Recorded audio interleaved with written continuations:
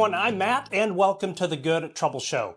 Being new to the UAP topic, I literally had no idea that it is much more than just nuts and bolts craft flying around in our skies of unknown origin, but rather a kaleidoscope of strange aspects to the phenomenon that beg to be explored.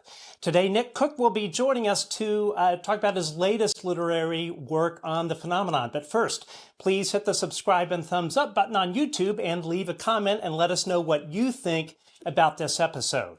You can also find us on Twitter at Good Trouble Show, all other social media platforms at The Good Trouble Show, and of course, we are on all of your favorite podcasting platforms. Just search for The Good Trouble Show with Matt Ford. We also need your help keeping the lights on. You can become a Patreon supporter by going to www.patreon.com/The Good Trouble Show. And for the price of a coffee, you can support our work. Finally, on YouTube, Super Chats are open and are another great way to support our work on the show.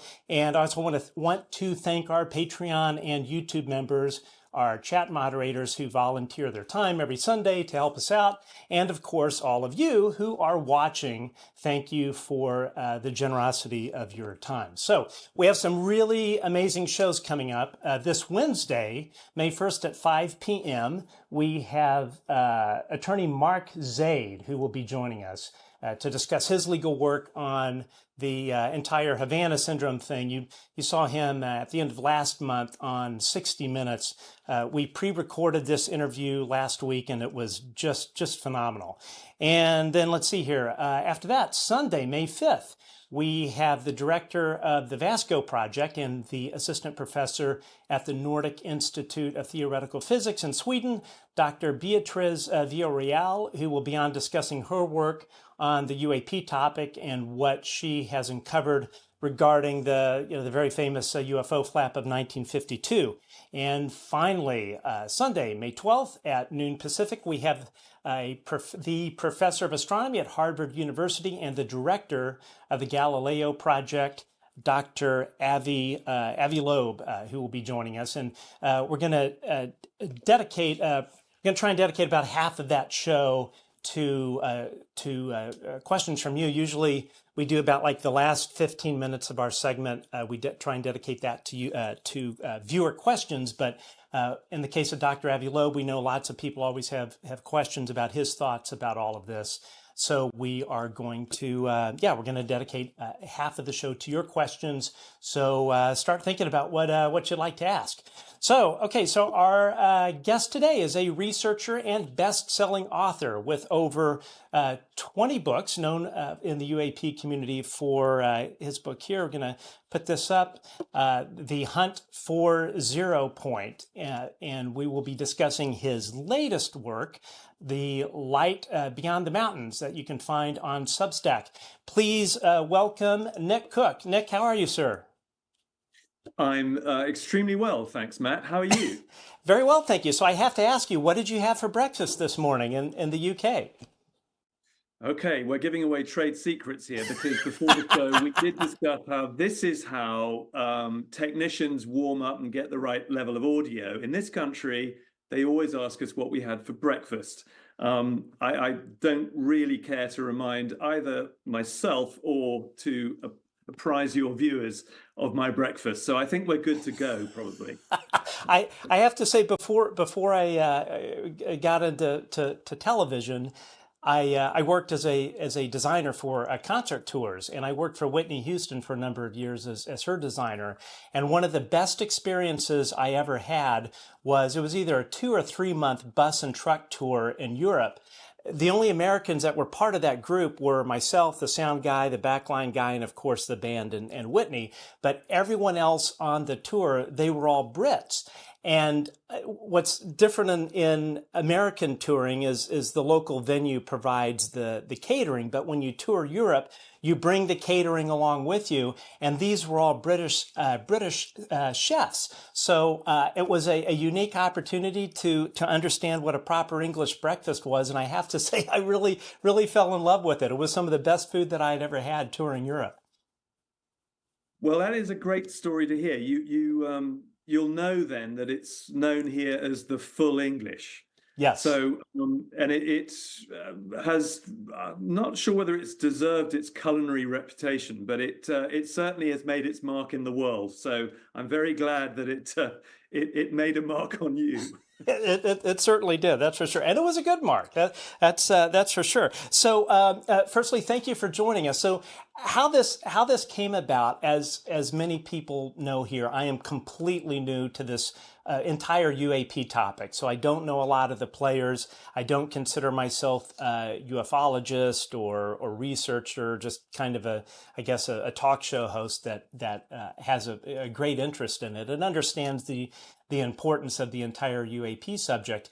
But I occasionally reach out to my good friend Chris Sharp, who is in the UK with you, and I often ask him, it's like, hey, who should I have on the show next?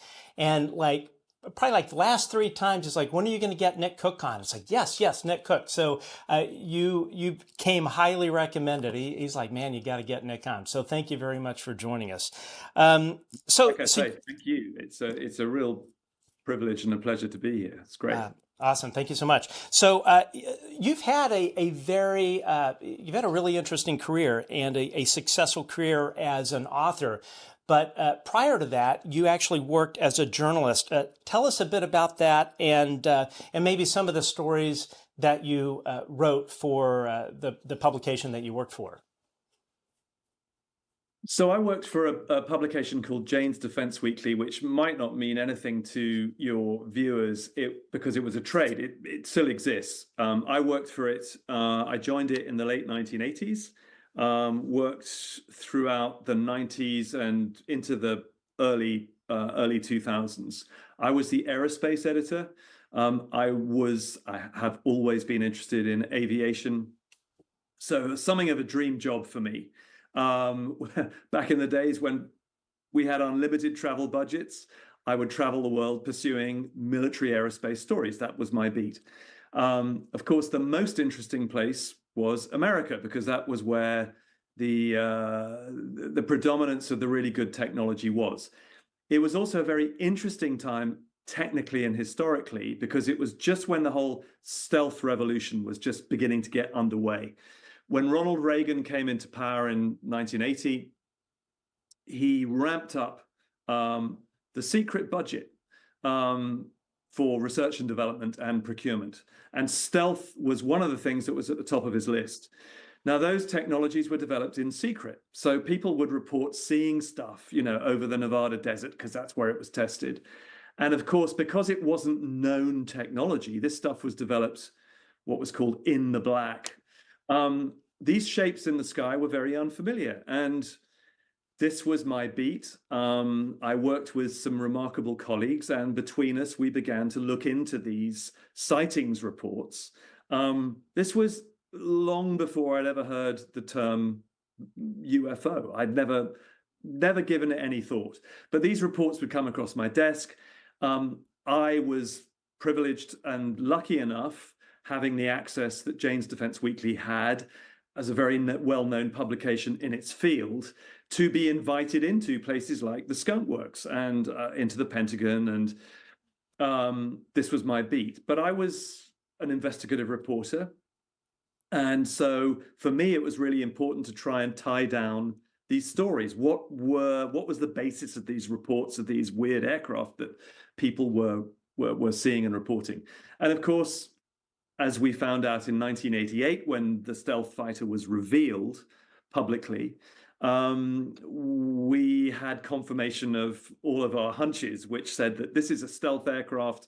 It is, quasi-invisible to radar. It's a big technological breakthrough, and it's a secret, if you were in the military, that you'd want to keep. So you put up a lot of obfuscation around it, a lot of some disinformation, and we had to try and cut through all of that. And it was a very interesting time. It was also an interesting time historically, because in 1989, of course, the Berlin Wall fell down. So, there's a lot of geopolitical change in the air as well. So all in all, it was a great time to be doing my job.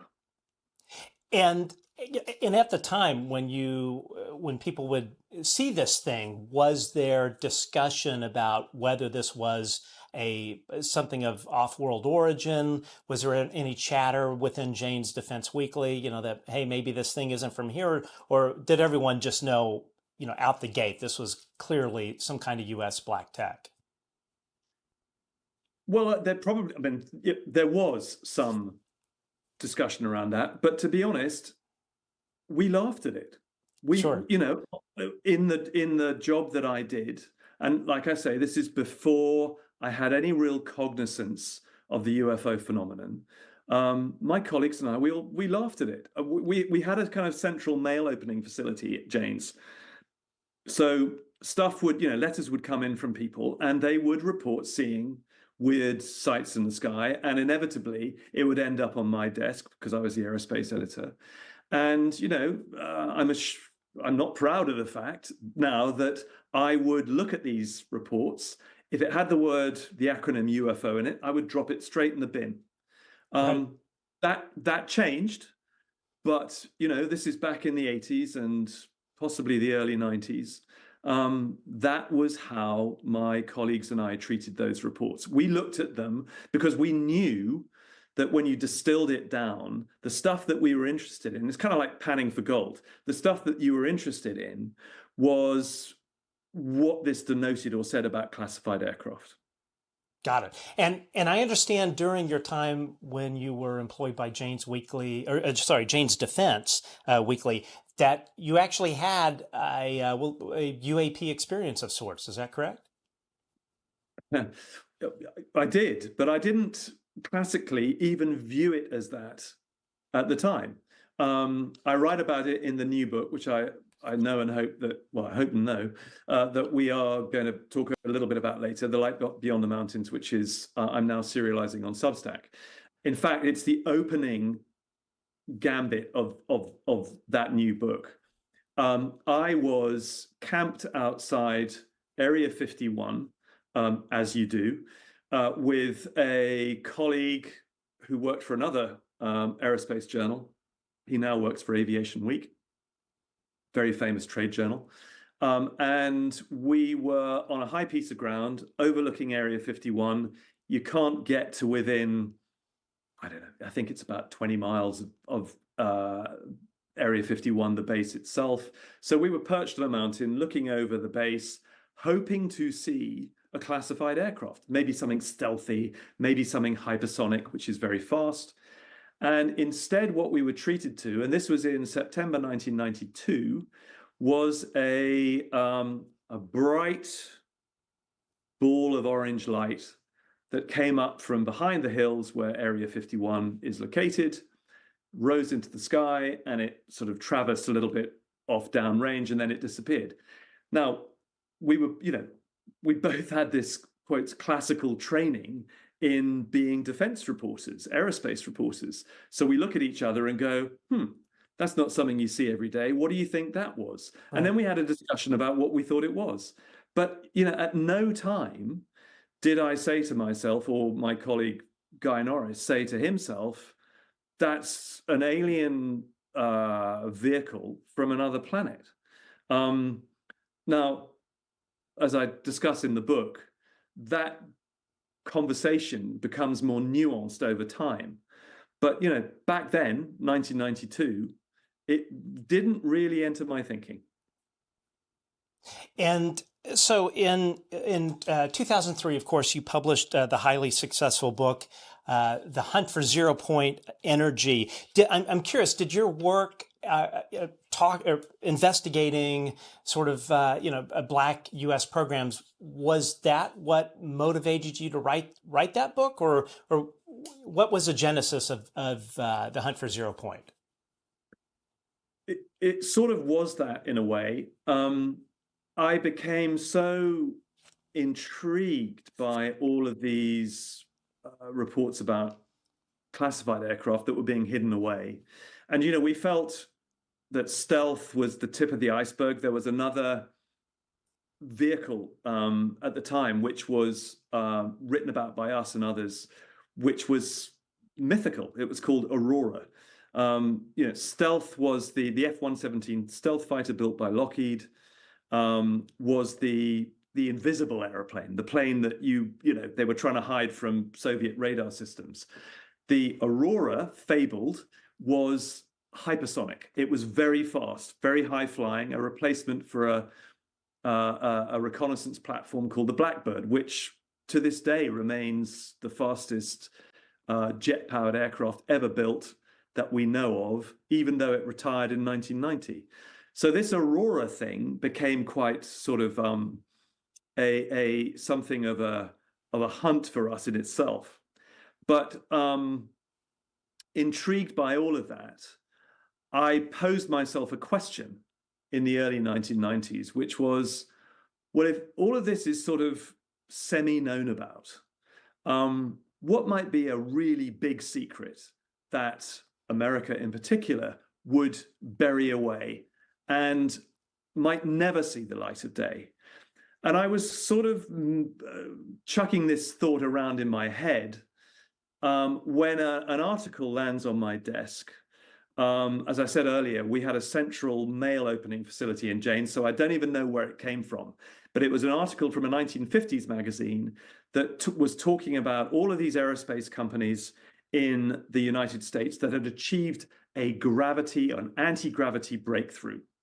1950. Like I said earlier, this is in the mid-1950s, 1956. Wow. Okay. And it named all of these companies, and some of them were still very familiar household names today, like Lockheed and General Dynamics and Bell and Convair. There were well-known names, and quoting people saying, we're in this race to crack the physics of gravity. We want to develop aerospace vehicles that are going to work anti-gravitationally. And we think we're close to a breakthrough. And we reckon by the 1960s, this is going to be, filling our factories, this stuff. Wow. Well, of course, as we know, none of that happened.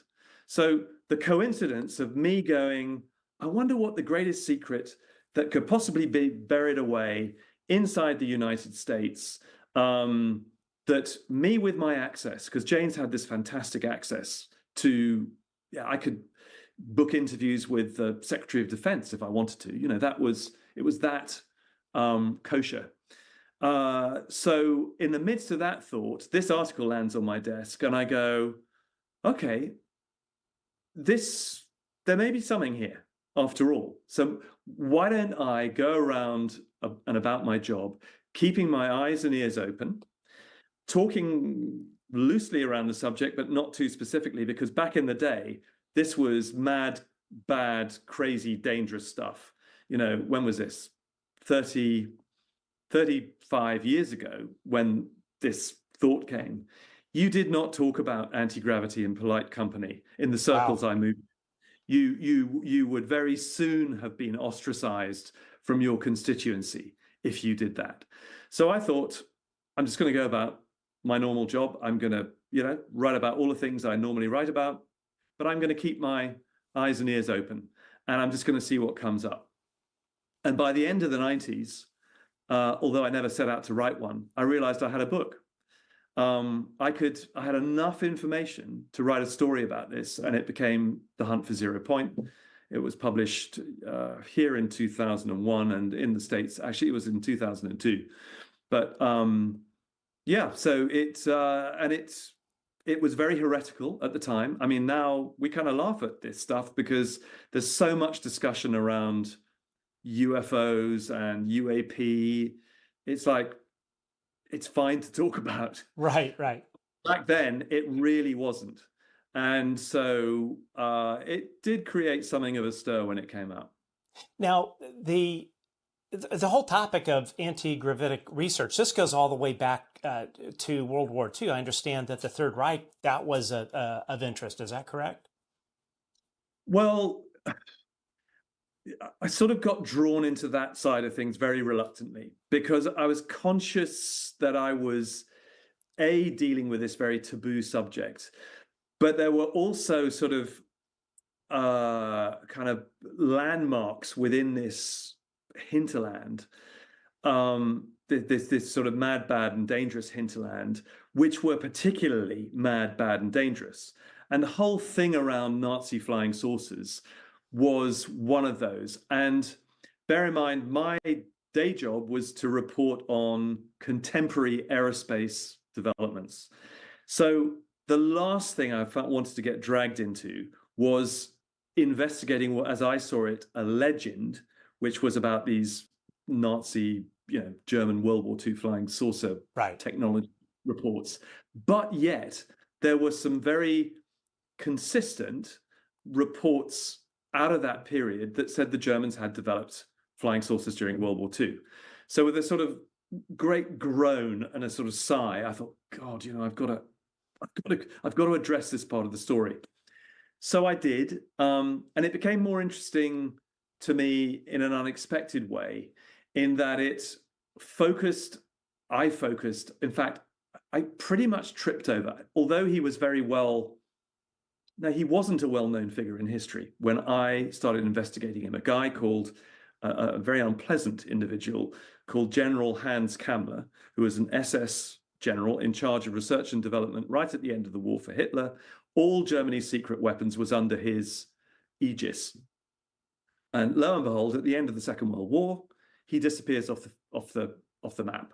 There are 6 conflicting reports of this guy's death.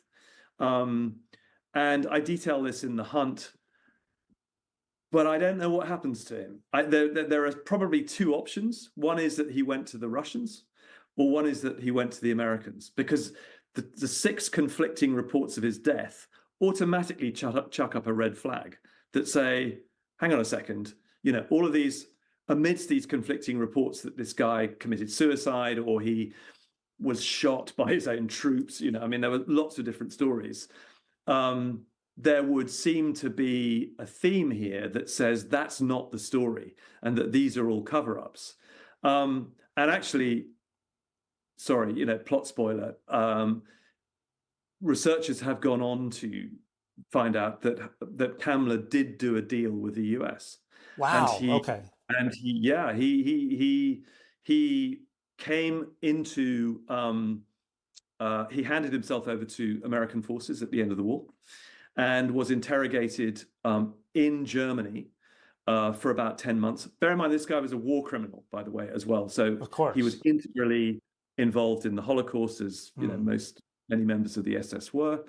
So, and we now there is documentary archival evidence to support all of this. And then he disappeared again. After 10 months after the war ended, those reports those interrogation reports all come to an end. So we don't know what happened to him. I mean, he was either rubbed out because he was just he'd coughed up everything he knew about all the secret weapons programs that were going on at the time, or he tried to escape and was shot, or he really did successfully escape and ended up in Argentina. But, it's the mere fact that he handed himself over just goes to show how important the technology race was at the end of the Second World War. And the United States brought a lot of those scientists over post victory with Germany, correct? And if I understand it correctly, a lot of kind of how one person told me, so I'm not sure if this is true, but a lot of kind of how the security infrastructure in terms of those types of secret programs, a lot of that was brought over and used in the United States. Is that correct, or am I false in that? I talk about that in The Hunt for Zero Point. Backtrack a moment. Those scientists you reference were brought over under an official program called Operation Paperclip. Werner von Braun, the famous rocket scientist, he was one of those paperclip scientists, engineers. And there were many of them. But there was clearly also a clandestine version of that as well, which is, under which Hans Kammler was handed himself over and divulged his secrets. The most interesting thing for me, having covered aspects of how secrets are covered up, contemporaneously, I mean, like, as I said, covering things like the stealth program in the 1980s and 1990s, Right. is that the Germans instituted an incredibly intricate and successful model of counterintelligence around their secret programs, which were just ready-made to be transported across to the US almost wholesale. So there hadn't been a big culture of black program secrecy in the US, except around the atomic bomb program. But this thing was much more widespread, more intricate, and was sort of multi-ringed. There were, multi-layers of security to protect the core secret, whatever that was. Right. And I think, in a sense, that was the biggest contribution that the Germans handed across to the US, was this culture of program secrecy and how you keep secrets secret. Wow, and clearly that infrastructure seems to be in place today. That is for sure. So back to zero point energy. Is zero point energy a hypothesis? Has it been proved? Or and also, either way, what are the sort of military implications of whoever cracks that first? Zero point energy is a real theory. Again, it was quite heretical. I mean, it still is heretical amongst mainstream physics, in the mainstream physics community today. Today, it still is. Today, yeah, it is. However, the existence of zero point energy is acknowledged, and that is that at the baseline of existence in the universe, there are particles which flash in and out of existence, and around a 0 point baseline, and that's where it gets its name from. So when you chill, the universe down to absolute zero, and in a vacuum, there should be no activity there at all. But what physicists have found is that there are these virtual particles that flash into existence and then they disappear again. So the question is, can you capture that energy while they flash into existence? Well, officially, no one's been able to do that yet. And actually, the title, The Hunt for Zero Point, is a bit of a misnomer, because it's not really about the search for 0 point energy. It just happens that I trip over that during this anti-gravity kind of investigation. And I mean, one of the people who's best well known for his investigation of 0 point energy is a guy called Dr. Hal Puthoff, who may well be familiar to you, Matt, and your viewers, because he crops up again and again in UAP law, and is a very serious, credentialed scientist who advises presidents and defense ministries, and so Hal is a serious player.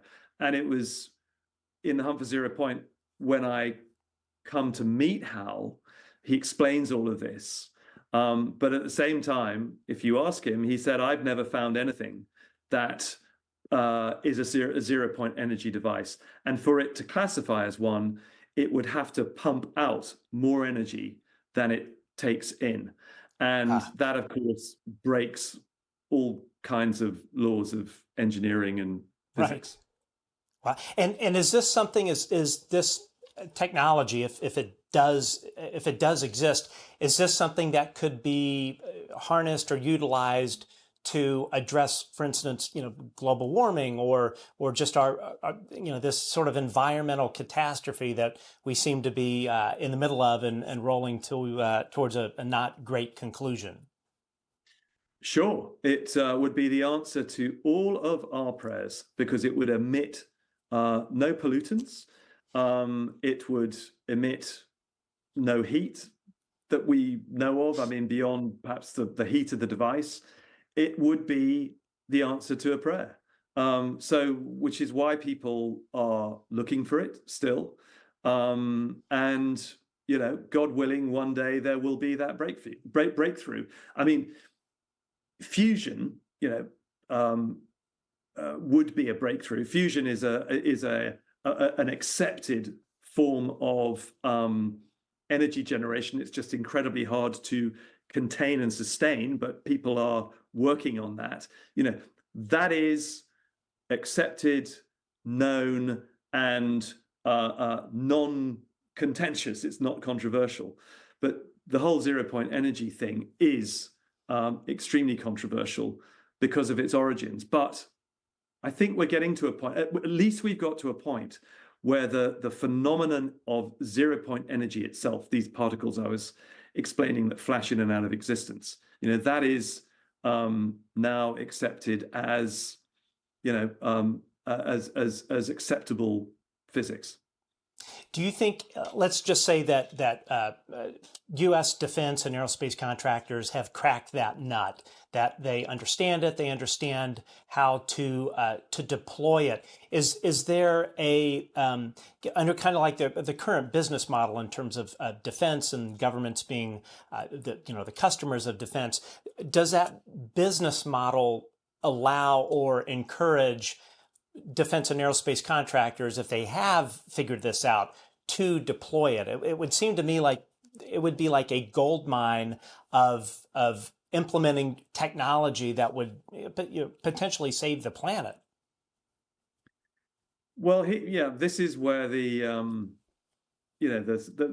is a sort of dichotomy and an issue, because on the one hand, of course, it would be planet saving, right? Great, fabulous, thumbs up. On the other, this would be a secret of enormous proportions that you would want to keep from your adversaries. And if there is there's one thing that I did learn in my travels and journeys through researching and investigating those very real world aerospace programs like stealth and hypersonics, it is, you don't reveal that stuff until you absolutely have to. Just going back to those technologies for a moment, they were revealed back in, or at least the F-117A stealth fighter was revealed by the outgoing Reagan administration in 1988, to serve a purpose in a way, which is to tell the Russians, we have developed technology that is going to make redundant your whole air defense network. So you, Russia, Soviet Russia, face a choice, which is you can upgrade your air defense network at a cost of billions, or you can say game over. And Cold War, you won. The West, NATO, you won. Well, look at what happened. So, these things serve a purpose, but you want to keep them secret militarily until you absolutely have to deploy them, or reveal them even, and not before. So it's really a double-edged sword. There's of course pressure to do it in terms of the global benefit, but it sounds like just from a military strategy point of view, that really sort of trumps the whole thing. Militarily and economically as well, because of course something as radical as that would, you can imagine what that's going to do to oil and gas stocks, the moment that something like that is revealed overnight. So all of this has to be incredibly carefully thought through, even if there has been a breakthrough. And, people have asked me and said, well, have you seen that breakthrough? No, I haven't. I mean, there are plenty of inventors who've come forward and said, we've cracked it, but it's not conclusive. So the jury's out. The jury is indeed out. Now, so with your work exploring 0-point energy and, of course, working at Jane's Defense, writing about classified programs, a lot of times you'll hear kind of the debunkers and whatnot saying that UAP that people see in the air, that they're actually classified U.S. programs. What is your feeling on that? Do you think it could be a mix of that or none of that? What's your feeling? So the very term UAP, unidentified anomalous phenomena, is a little more categoric than its predecessor, which was unidentified flying object. I always said an unidentified flying object is precisely that. It does not denote necessarily something extraterrestrial. It could be any one of a gamut of things, ranging from mistaken identity of a bird or a plane to a classified platform, or to something that then verges towards the genuinely mysterious and anomalous. I think, as we all now have come, or a lot of us have come to appreciate, that there is something genuinely mysterious about the UAP phenomenon. So, forget the semantics, forget, sort of playing clever with words and letters. Right. Deep down, I think, despite whatever officialdom might have said, colleagues of mine, even colleagues I used to work with, now acknowledge that there is something in the skies that we cannot readily explain through conventional explanations, such as flocks of birds, misidentified aircraft, and even classified platforms. There's something beyond those which I think deserves our attention. I certainly do too. I'm curious. You spoke about the Aurora thing earlier. What is your personal opinion? Do you think it does exist? Well, I'm not quite jury out. Back in 1998, I interviewed a retiring Air Force general called U.S. Air Force general called General George Molnar. General George Molnar was the head of Air Force Research and Development, and he chose to give me an interview, which I'd requested, on his last day in office. And on that agenda were black programs, secret projects. So I popped the question to him. I said, Aurora, did it exist? Does it exist? Because back then there were reports that this thing was flying around the skies. And he answered it with a bit of a riddle. But he said, and I can't remember whether this is on camera or off camera because it went into a documentary I subsequently did called $1 Billion Secret. But he said, think about it. He said, we have a set of spy satellites that are now nearing retirement. They're going to be replaced by a new generation of super smart digital spy satellites that are going to give updates on the ground in real time. No more canisters being chucked out the satellite to be collected, like in Ice Station Zebra, the movie. This is real time stuff. And he said, but we've got a gap in the middle between those two things, between the old generation of satellites and the new generation of satellites that's coming online. So he said, how would you fill that gap? And I went, right. Yeah. And I think the conventional wisdom, and I wasn't the lead investigator on this at Janes. We had a guy called Bill Sweetman, who is our North American technical editor. And Bill is a phenomenal and diligent investigator of technology. And, Bill came to the conclusion that Aurora was real.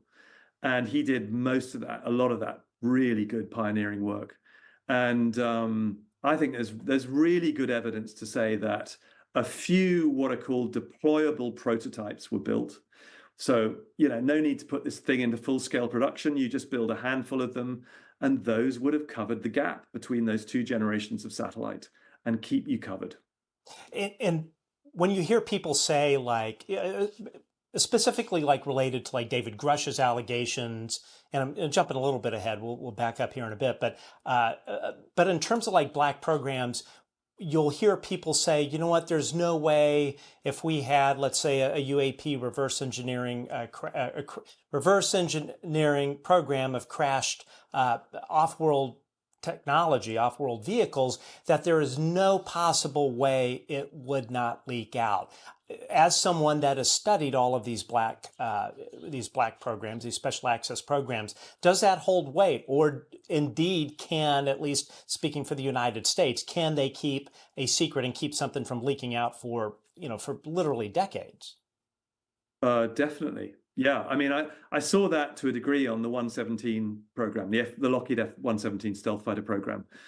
There were hundreds of people all across America, thousands, working on that program. Now, not everyone knew what they were working on, because the nature of a classified program is that it's siloed. Right. And so you only know about what you need to know. That stuff did not leak. There were barely any whispers coming out of the manufacturing side of that program. The only way that we knew that something was going on was because people saw things in the sky, and there were crashes. There were several crashes of stealth fighters that caused, the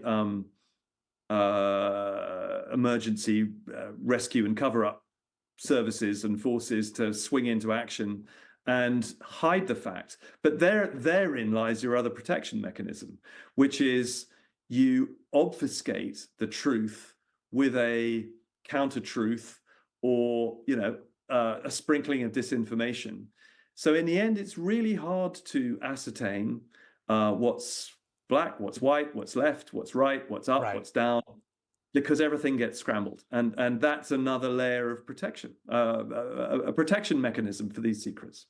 That totally makes sense. Okay, so moving on here. So in 2020, aerospace entrepreneur Robert Bigelow founded the Bigelow Institute for Consciousness Studies. And as part of this new venture, Bigelow held an essay contest that you actually participated in. Before we kind of dig into that, how long had you been looking into the whole subject of consciousness? For me personally, I had never even thought about it. When did you start really looking into it? And is that what made you decide, you know what, I'm going to submit an essay and see what happens? You know what, Matt?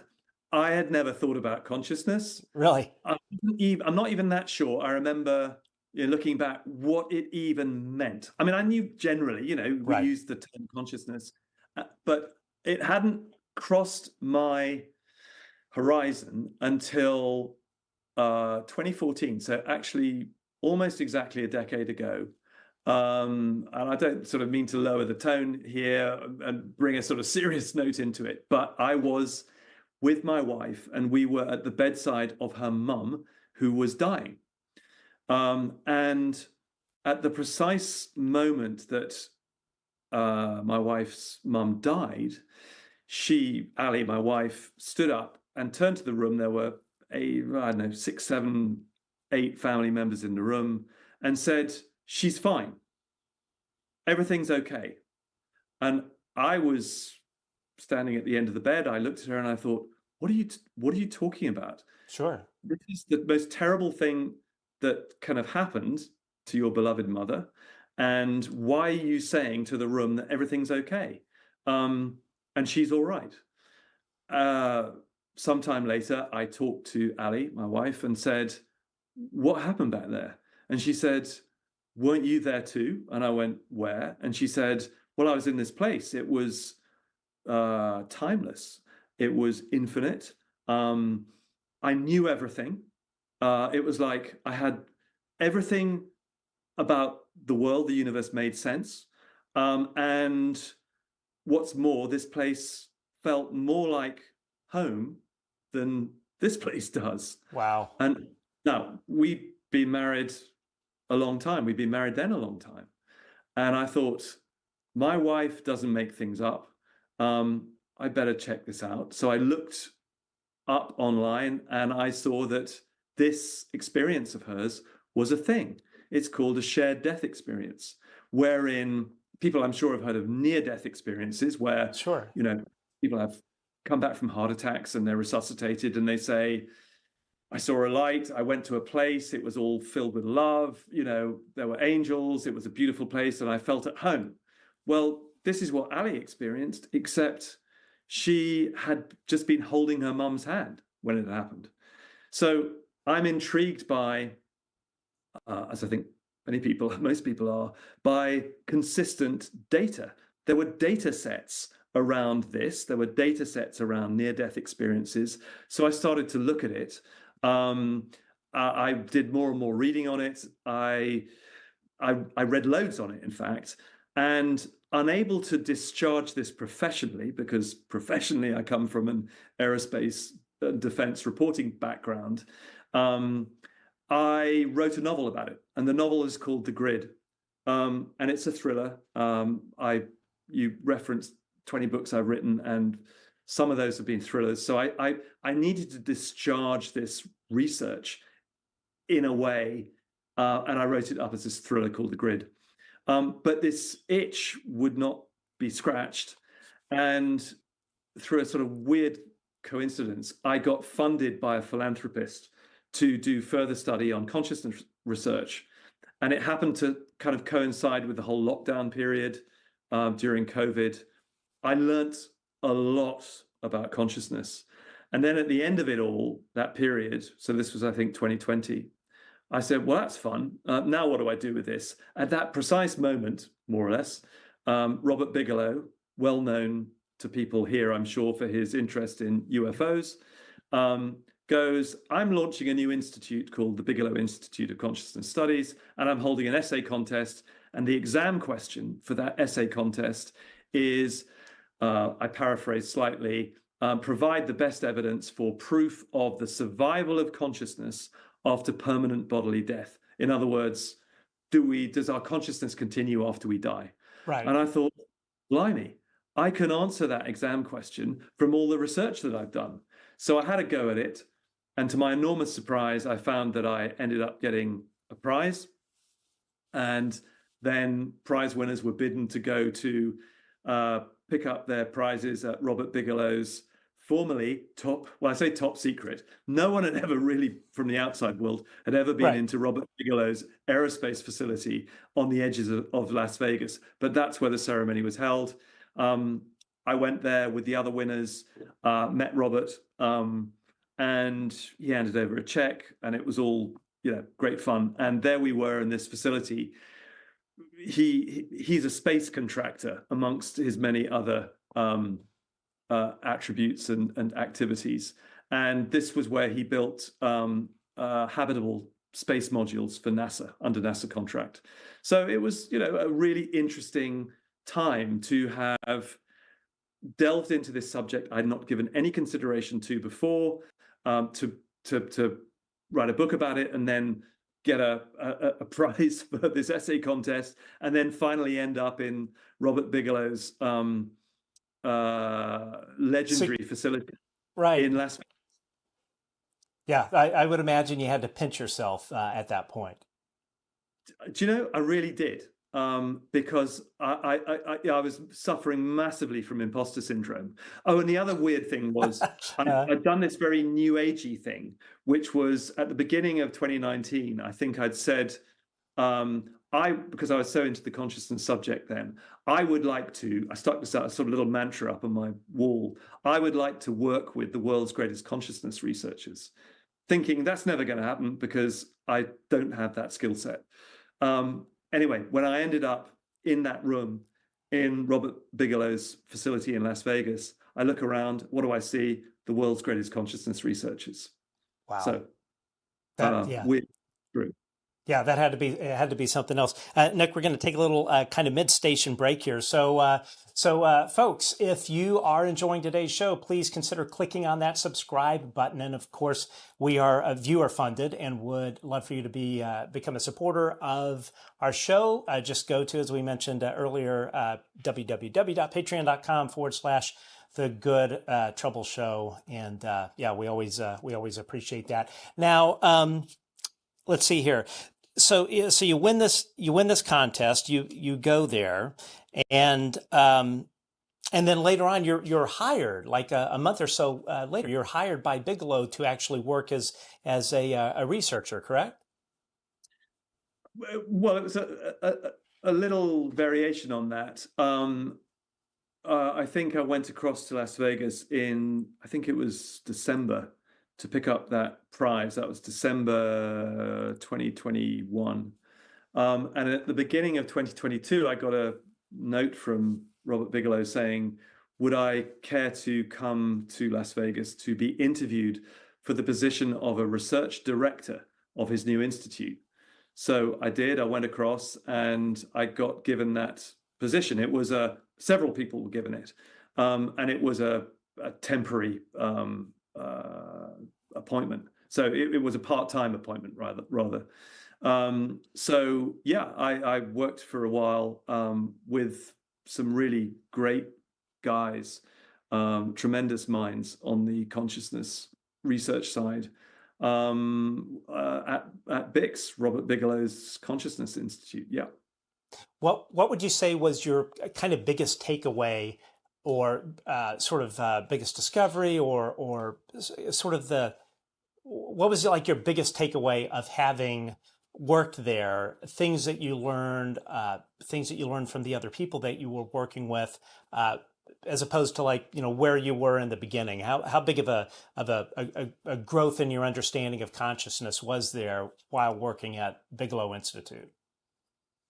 I think the key takeaway for me was that our take on reality as normal, regular human beings is a lot more nuanced and complex than we are customarily given to believe. So just as you and I agreed, Matt, that we'd given very little thought to the word consciousness or Right. what it denoted before recently, I gave very little thought to the makeup of reality as we experience it as human beings before then. And it began to dawn on me, both there and in the research work that I'd been doing, that reality and our perception of reality, how we perceive reality, is much more complicated, more nuanced, more mysterious, but yet scientific than we customarily have come to think of it. And that for me was an exciting discovery, and one that I'm still genuinely excited about today. Yeah, it seems like just such a when I sort of read about it, in many ways it's really difficult for me to kind of wrap my head around it, my small brain. And I remember the first time I heard the phrase, and I think it was related to Tom DeLonge, when he, I think, had a meeting with the head guy of Skunk Works or something, but something that said in relation to the UFO phenomenon, that consciousness is fundamental. So much as when I heard that, I literally had no idea what he meant by that. A lot of our viewers are not, sort of UAP folks. What is meant by that phrase in terms of when you're thinking about the UAP UFO phenomenon, that consciousness is fundamental? How do they interrelate? Okay. Caveat: I'm not a scientist, physicist, whatever, but our current science paradigm says that consciousness is a manifestation of matter. Specifically, it emerges out of electrochemical reactions and interactions that go on within our brains. So it is an epiphenomenon. It is something that is just produced by our brains. That, for me, means that the universe, the world, everything is a rather cold, heartless, feelingless place. It means that we live in a universe that is devoid of meaning. We just come in here as lumps of matter. We derive our picture of the world from whatever is going on inside of our brains and from our senses, and that's it. But a consciousness-led first model says, no, actually, consciousness is primary, and matter emerges out of consciousness, which is actually, it's pretty hard to get your head around. But what it denotes to me is this idea that the universe may be like a giant thought. It's kind of like a dream, and we are dreamers in the dream. And just as in a dream, everything seems, or things seem real. Right. When I'm having a dream and I'm, I'm touching a wall, or I'm touching a desk, or someone bumps into me, that feels real. Well, in the same way, in this consciousness-led model of reality, of course, everything in it is going to feel real. Matter, hard, solid matter, my desk in front of me here, is going to feel real. But when you delve a little deeper into the nature of matter, if you look at an atom is 99.99, and add as many nines as you like after that, percent empty space. Something in us, something perhaps in consciousness itself, which may flood the universe, is rendering that atom into the hard physical object, or rather the stuff of the hard physical object that makes up this desk in front of me. But it should be fluid. It should be something by rights, because of its inherent emptiness, that stuff just drops through, it falls through. But, because of the nature of its makeup, those subatomic particles, those electrons that are whirring around it, something is going on to make our world feel solidly real. But the way we render ourselves it into reality is deeply mysterious. But I hope we can discuss this in a little more depth shortly, will be the stuff of a coming revolution in science, because the old model ain't working. We've got a model of science, a model of physics that was brilliant in its conception. It emerged out of the Age of Enlightenment in the 17th century, and even earlier, back to discoveries by Copernicus and other great 16th century scientists. It gets refined through quantum physics and Einstein into what we have today, and it's worked brilliantly. But now, and you referenced these earlier, in the 21st century, we have a whole range of problems that are not being solved by science or engineering or anything else. They're problems. There are also mysteries in science, that everyone's heard of dark matter and dark energy. They're not things, they're placeholders put in place by scientists because we don't know why the universe is accelerating faster than it should be. So they're just placeholders put in place by science to go, you know what, we're going to leave that problem to one side for the moment, and we're going to look at the stuff that we can address. I don't think that's good enough in the 21st century. I think we need to get to grips with the mysteries of the universe that we see, and the phenomena that occasionally get presented to us as anomalies. UAP, near-death experiences, heavens, apparitions, you name it. These are not isolated things. They're seen by multiple people, but are yet still ignored or poo-pooed by mainstream science.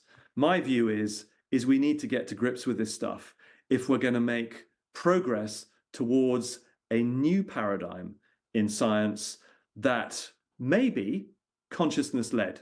That's the flip, that what until now has been a matter-first, a structured universe may actually be the flip of that, which is a consciousness-first, consciousness-led universe from which matter appears. I mean, it seems to me that kind of like this collision course that we are all on in terms of the environment, geopolitically, it feels like technology is certainly leading the consciousness. So, therefore, we're kind of like, gorillas with a stick of dynamite and matches. It's as if our consciousness or who we are as humans has not developed, has been lacking behind development wise in that we're really kind of not prepared to handle the technology that that we currently have. And of course we have AI coming up, not coming up, it's here, but developing it at a rapid clip. And it seems like there's a definite incongruence between technology and certainly where we are spiritually, consciously. So please, Matt, that is such an interesting point that I'd love to can we run with that for a second? Absolutely, yeah. Because I completely agree with that technology has been so successfany in the 20th century. All the stuff we use, the medium I'm talking to you through now, the phones that we have, the technology we've developed, tremendous accolades coming out of 20th century science.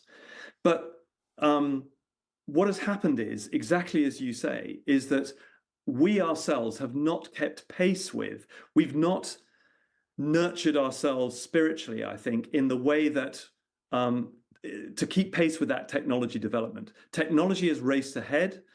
We're glued to our mobile phones.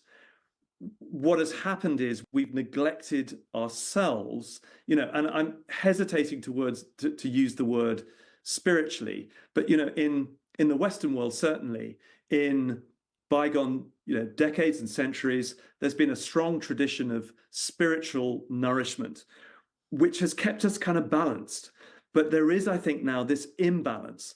And I think the imbalance speaks to something quite profound, which is it is throwing up these problems that you've referenced. It is throwing up, the possibility of a rampant runaway AI, which could threaten us. There's a climate emergency out there, depending on your view and the science. There are threats, there are regional wars which could proliferate into something quite cataclysmic on the nuclear front. And so all of these things tell me that we are out of kilter ourselves with technology development. Now, actually, I would like to say here that colleagues and I are working on putting together an organization that is going to address exactly this aspect of what you've just been talking about. A place, both virtual and real, where scientists and experiencers can come together to talk about the phenomena on the edge of this emerging paradigm, where all of this can be talked about with a view to addressing those global challenges that I've referenced, all of those things that are wrong with the world, including, for heaven's sake, the mental health pandemic. Man. Oh my God, that we can be so out of phase, out of touch with our world, that we, I'm seeing it more and more in, tragically in, the younger generation, where they are wrestling with the future of the world. What I know, friends of ours, have kids who've decided maybe not to have children because they don't want to bring them into this uncertain world. We've got to do something about this. We absolutely fundamentally have to do something wherein we take control of that and not let technology take control of us. And I think I'm not a Luddite. I love technology, but we've got to recapture that balance. And if there's anyone out there who kind of empathizes with that, and particularly, from the worlds of business and finance and policy, I would love to hear from them. There is actually, you could contact me directly. If you go into my Substack, there's an introduction to the Substack, which has a contact email for my office there.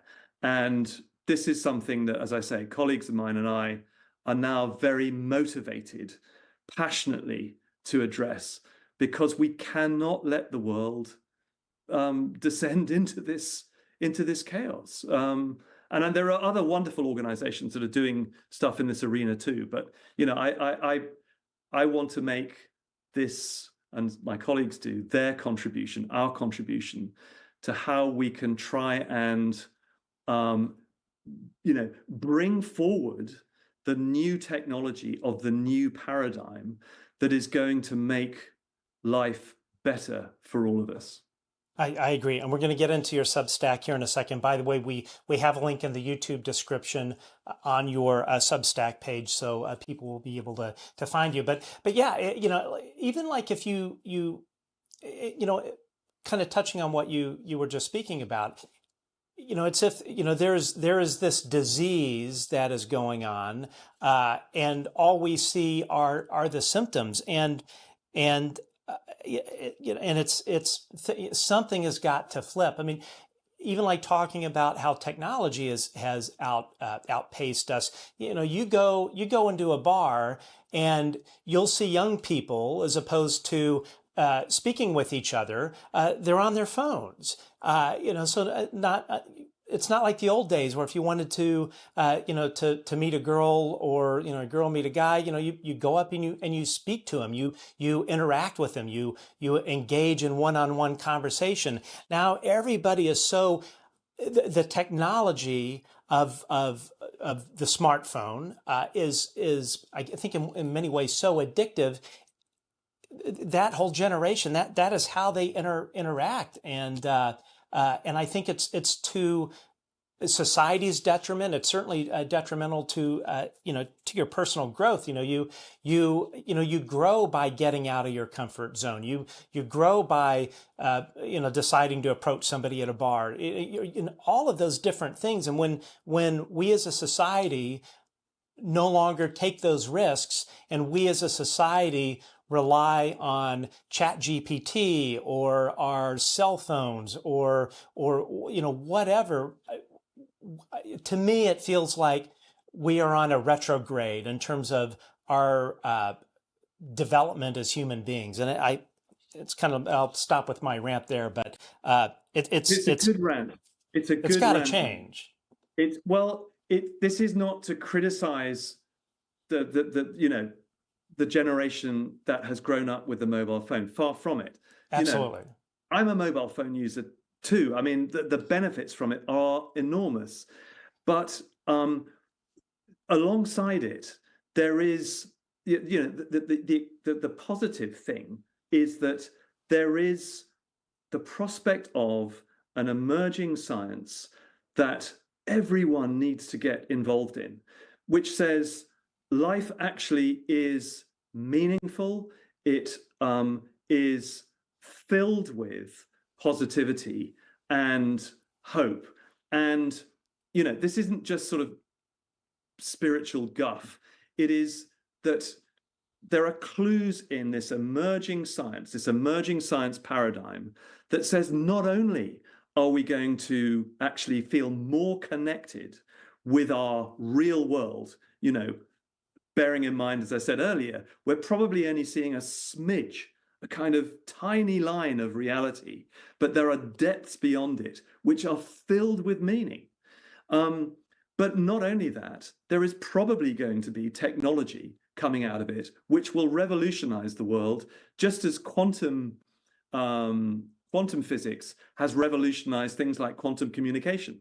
The problem was that between the theory of quantum mechanics emerging in the early 20th century and us getting quantum computers and quantum communications, was kind of more or less a century. We don't have a century to wait. We need the benefits of the new technology now to engage in helping to build a better world, and through it, a better civilization, better society, a society more at ease with itself,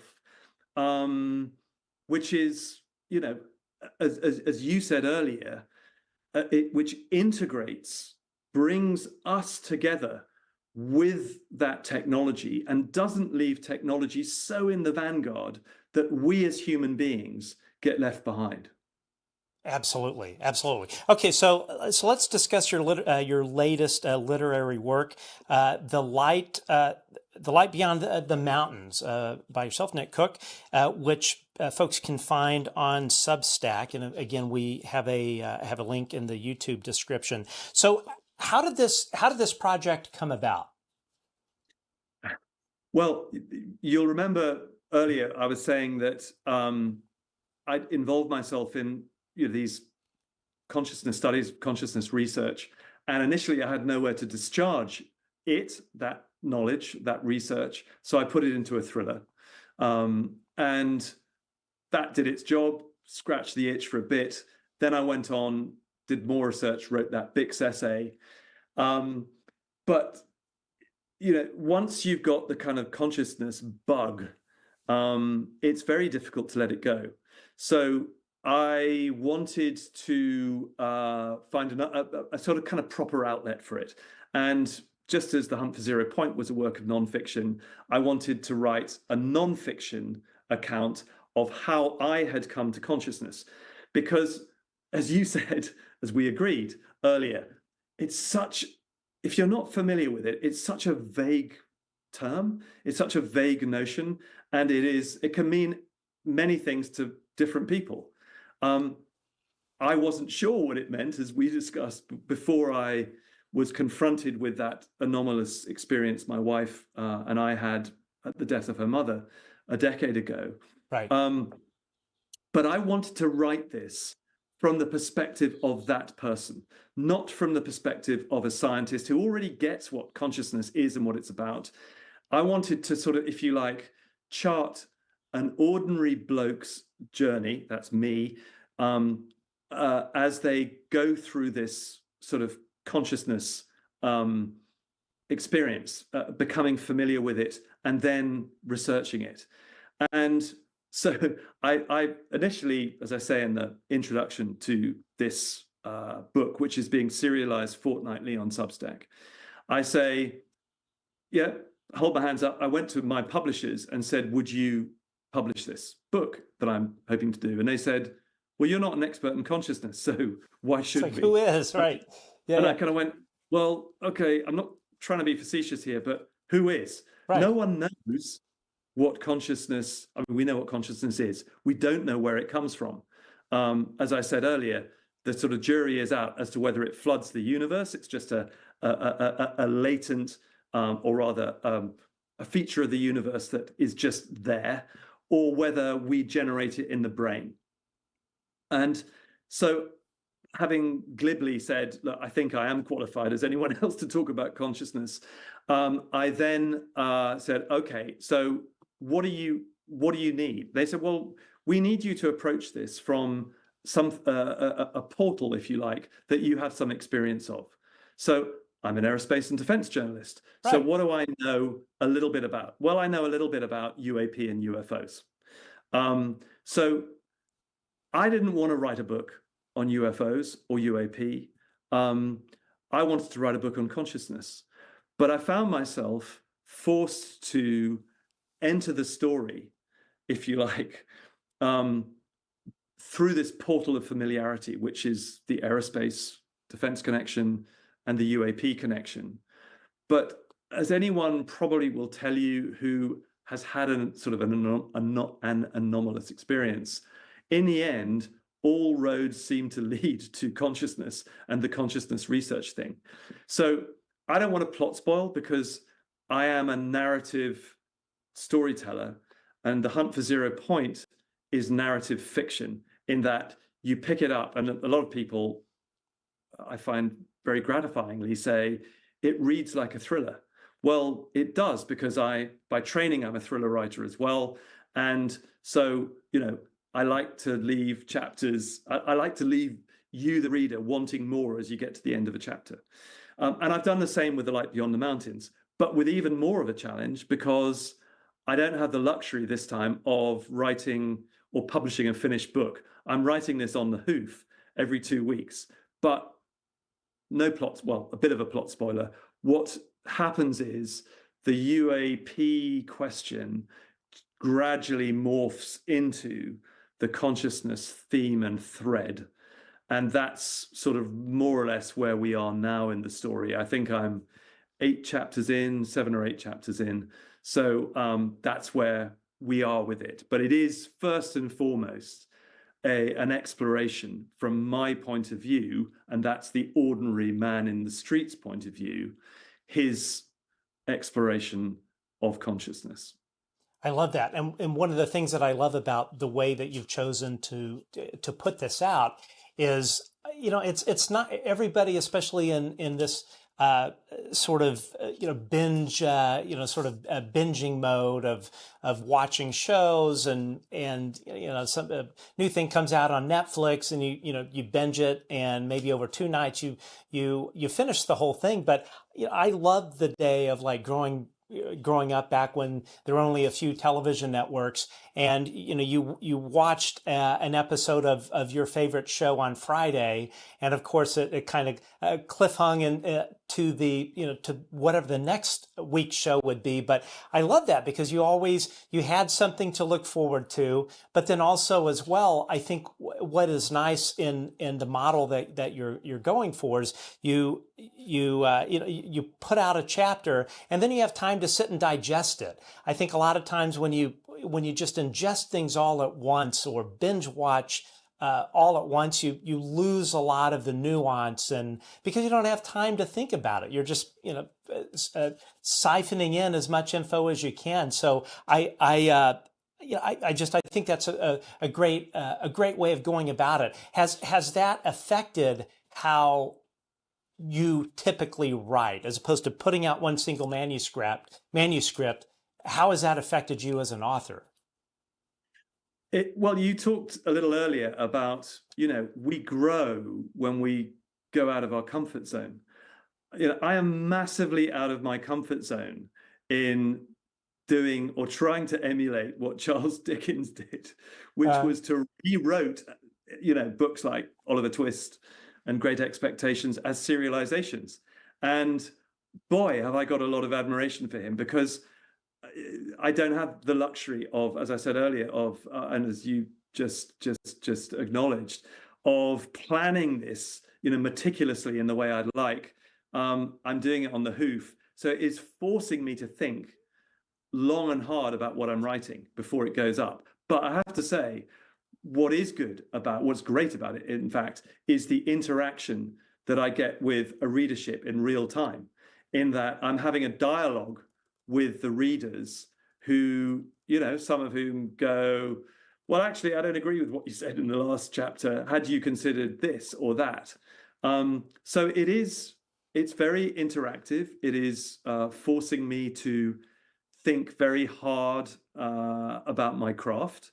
And, I'm glad to say that at this point in my career, I'm learning some new tricks, and that's a good thing, or it can only be a good thing, I think, for any human being. Yeah, no, I would definitely say so. It's and the thing that's so fascinating about it is such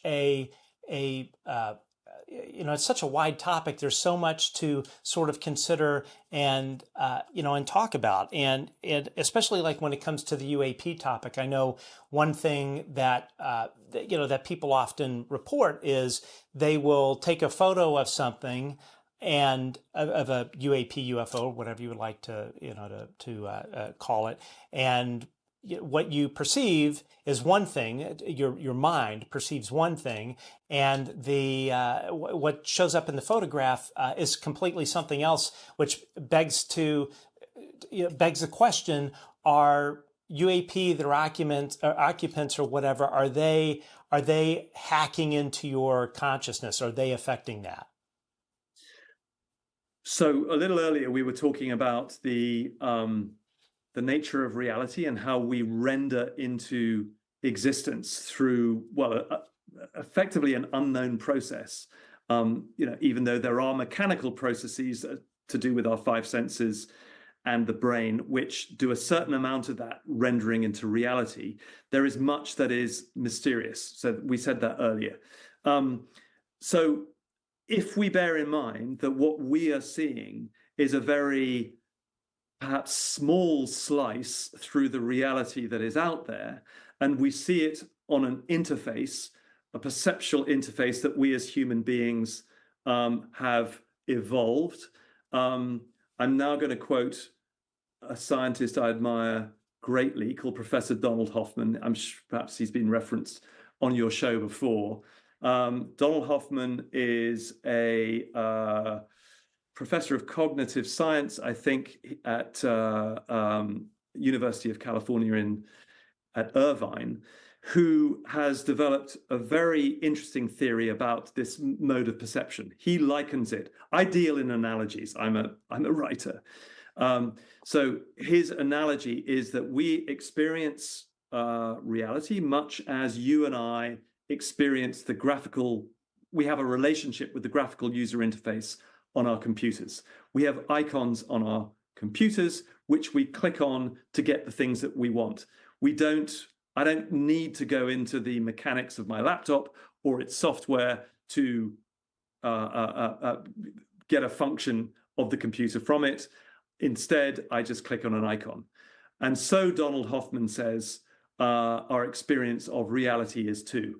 We have developed an interface as human beings that gives us only the reality we need for our survival. And we effectively click on an infinite number of icons to give us the experience of reality that we need. Survival, being around food, water, procreation, all of that stuff.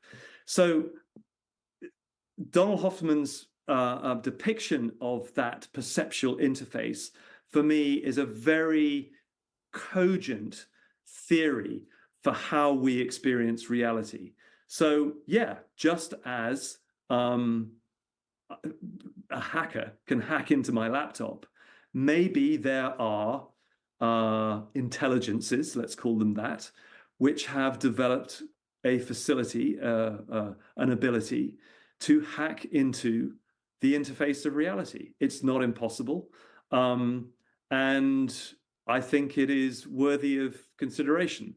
Jacques Vallée, a famous ufologist, is known for a theory he developed called the control system theory, which says that something or some things are regulating our consciousness to shift it in ways to either deviate us from a track or pull us back onto a track. I think few people, I don't know, maybe not, there are people who would not dispute that we are going through very strange times at the moment. Absolutely. Reality feels a little sort of unmoored, untethered from, how it was maybe a decade or so back. We were talking earlier, Matt, about how maybe, the subconscious side of our brains, that right-hand brain side, which is the part that deals in intuitive information. And then there's the left-hand side of our brain, the cognitive side, which processes information, gives us our sense of, the ego, me. But that right-hand brain may be the side that connects with that deeper reality. And there is then this mismatch between this cognitive left-hand side, which is very much focused on the technology that we have developed and processes. And that has got a bit out of kilter with our subconscious right-hand side, which may have a much more intuitive feel for this deeper reality. And those two sides of us have got out of kilter. And as a result, maybe reality itself just feels a little off kilter at the moment. That totally makes sense. Now, I know we only have you for a few more minutes, so I have a couple of questions from our audience, if you don't mind. Marley did it, asks, will Light Beyond the Mountain eventually be published in print, a hardcover? My 0 Point book needs a shelf, buddy. I love that. Well, thank you, first of all, for having read The Hunt for 0 Point. I love the feedback that I get from that book. The short answer is yes, I very much hope that it will be published as a hard copy book eventually, but I just don't know when that's going to be. And to be honest, it may also be quite a different book from the rawer serialization that's going on at the moment. So yeah, it may sort of branch off into something else, but the intention is that one day it will be a physical book. Excellent. D-Rod asks, has Nick found as scientists move closer to 0 Point energy, they suddenly go quiet or they die abruptly, mysteriously? Is there any history of that? I'm not an expert on it, to be absolutely honest, but there is. I mean, funnily enough, I remember an idea that I got for a thriller once was this idea that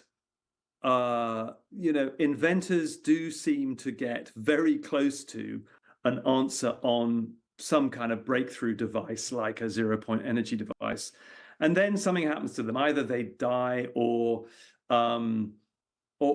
just something happens to stymie the development of that device to bring it to fruition. We've been talking about a lot of heresies today, but I have another heretical view, which is that 0 Point energy will only emerge as a technology when we are ready as a human species and responsible enough to handle it ourselves. Because as with any technology, it can be for good or it can be for bad. It can be an energy device or it can be a weapon. We've got to grow up to a point where we can just see it as an energy device. Yeah, I couldn't agree more. I think the technology we already have, we're not doing too well in terms of managing it. But certainly if this can fix our environmental woes, that would certainly be great. Let's see here. Okay, so how can folks find you on social media? And as I mentioned, people can subscribe to your current book on Substack. So where can we find you? Well, I think the easiest way to find me is on Substack. So I'm nickcook.substack.com. Some of the content is free. Some of it, much of it is paid, subscription only. But there is plenty in there that is available to everyone. So I hope to see you there. I'm having a blast writing it, so it'd be great to connect with you on Substack. Absolutely. Well, thank you so much for coming on our show. I really appreciate it. It's been just a really insightful discussion, and I look forward to having you back on. Look forward to that very much myself, Matt. Thanks for having me on. Okay, cheers. All right, Nick Cook, ladies and gentlemen, thank you.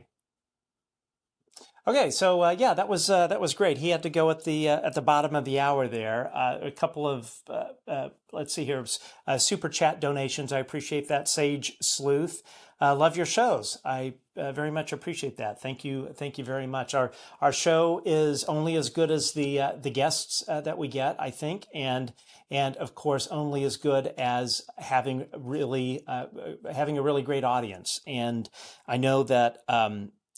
When people look at whether they want to come on a particular show, they look at what the audience is like, and I think we certainly have one of the best. And I'm always appreciative of the generosity of everyone's time they spend their Sunday or whatever day. We're trying to do Sundays, keep it consistent there, and then we're looking at adding a Wednesday show if we can make that happen. But thank you for that. Sage Sleuth, love your shows. Thank you. And D-Rod, thank you for your super chat question. And, one question that we did not have time to ask because he had to go at the bottom of the hour. Do journalists put nations, this is from Aaron Scott Matthews, do journalists put nations at disadvantage or jeopardize national security by reporting on secret programs? That's a really good question. I could sort of see both sides of that coin. Journalists, they're supposed to report on what is going on in the world, and I think particularly in the UAP UFO realm, you're seeing the sort of negative consequences of that. We see the fact that Congress is being completely bypassed, and there's literally that you have the CIA and the Pentagon in a way running rogue. Well, not in a way, running rogue, avoiding congressional oversight. So I think that's an example of national security programs that are not correctly managed. So, I guess you could make the argument that if indeed this back engineering crash retrieval program stuff is real, which all of my sources have indicate that it is absolutely real, you could make the argument by me going out and talking about it, or Chris Sharp or Ross Coulthart or Mark von Rennenkamp, that we're doing damage to national security. But I beg to differ in that sense. I think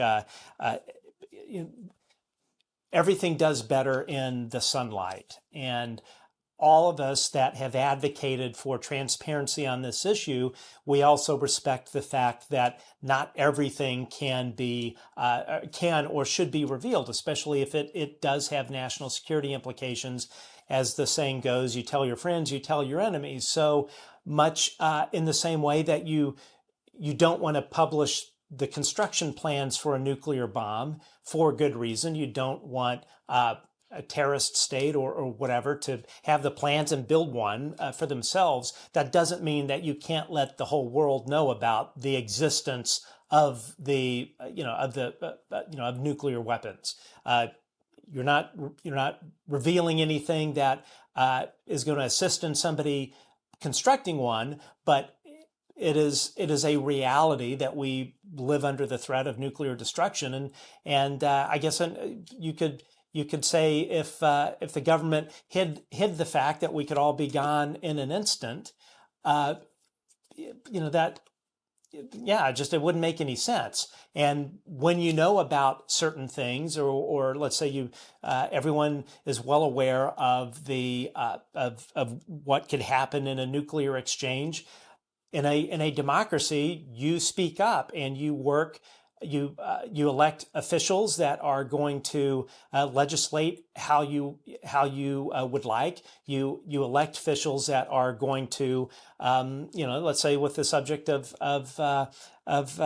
weapons of mass destruction. You want people in office that are going to legislate in a way that is not going to blow us all up or whatnot. So if people didn't know about the existence of nuclear weapons per se, we would all be running around dumb. And then all of the decision making would be so siloed and down to a small group of people that the people do not have a say in that. And at the end of the day, it is the exact same thing with the UAP issue. If this group of 50-ish senior executive service level government employees that number's been around for 70 plus years, or somewhere in that neighborhood, all of these folks that have come and go, these sort of program managers or gatekeepers that have decided that we don't need to know about it. And oh, by the way, our elected officials are nothing but temporary employees. They don't need to know about it too.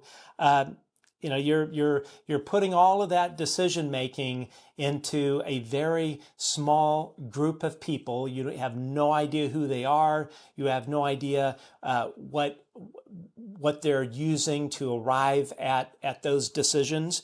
And so you can't have a democracy without oversight. And as I say time and time again, just speaking for the United States, we cannot have a functioning democracy when you've got the Pentagon and the CIA actively lying to Congress, actively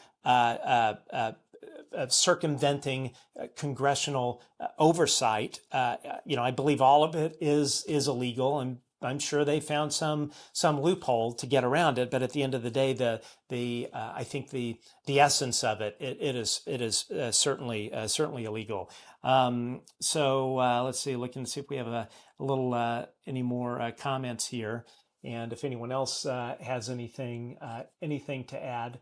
But yeah, it's I know, just speaking for myself, sometimes I've wondered, talking about the consciousness aspect. I mentioned that I had never had anything happen my entire adult life until I began writing and talking about the subject of UAP, and had spoken to some folks on Capitol Hill, and sure enough, a week later, an orb showed up. So I have no idea if it was because I was consciously engaging with the subject or whatever this non-human intelligence is. They picked it up and decided, you know what, we're going to engage back.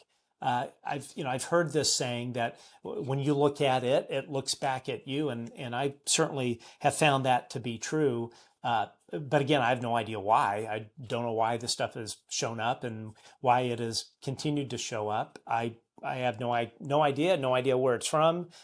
You've got me. I certainly have no history of it, and so it makes you wonder about this kind of consciousness connection to whatever this non-human technology is. And it's when I got into this, I thought all of this was just a complete nuts and bolts thing. It was vehicles flying around in the air that were piloted by something from another planet. I had no idea about the consciousness connection. I had no idea about the history of UAP co-locating with paranormal activity. I've seen that firsthand, and it really makes you stop and I think in a way kind of realize that the universe that we live in is truly much more diverse than I think that we can possibly wrap our heads around. And sometimes I think that is where, with some scientists, that is their kind of reticence with kind of accepting this. I think a lot of scientists, with the exception of people like Gary Nolan or Dr. Avi Loeb, who we will have on, here in a couple of weeks, I think that with science, there is kind of this sort of arrogance that they do understand everything in the universe, and they do understand physics, and that what they have decided are what physics is and how we understand it, that is the end all be all. So when you have people like Neil deGrasse Tyson, who, by the way, is a fellow of the Center for Skeptical Inquiry, a giant debunking group. The guy is not the independent scientist I think that he tries to come off on TV. When you have people like that sort of arrogantly declare that they understand everything in the universe, and they understand what is in the air, and that anything else is just simply impossible, it is, they're doing all of us a disservice. They are, they're kind of killing any sense of curiosity. And as scientists, they should be curious. They should be looking for the outliers. Dr. Gary Nolan, I think, had spoken about that on our program. It's when you sit and you look at the data set that if you're not considering the data points that are outside of what appears normal, you may miss something significant. And I think, and I'm not a scientist and I'm a horrible historian, but I think if people dig into it, there are plenty of examples of major scientific breakthroughs that were discovered that came through because you had a scientist that was not afraid to go against the status quo. Yeah, I had this kind of like weird discussion with my dad about that subject, and it's not related to UAP, but he was talking about stomach ulcers of all things. For the longest time, people that were suffering from stomach ulcers, doctors would simply prescribe antacid, and that was the thinking for decades upon decades upon decades. And then you had this one scientist that said, you know what? I wonder if it could be due to maybe some kind of overgrowth of bacteria in the stomach, and that's what really causes it. So this guy, and I have no idea who he was, but the way my dad explained the story is this guy goes and he presents to all of these scientists and medical conference or whatever, and he essentially gets laughed out of the room. They're like, no, yes, it's all it is overproduction of stomach acid. And sure enough, this guy ends up being right. It was there's some bacteria or something that when there's an overgrowth that causes stomach ulcers, and all of the therapy, drug therapy that's out today, it's not about antacids. It's about controlling that particular thing. But here was a scientist that instead of looking at what's on this particular card and these particular words, he thought outside of the box. So when you have people like Neil deGrasse Tyson that are saying, you know what, there's nothing to see here. There's nothing worth looking at because we understand everything that's going on in the universe. It really does damage to scientific curiosity. It does damage to scientific innovation. I think it does damage to people's just curiosity in general, and I think that's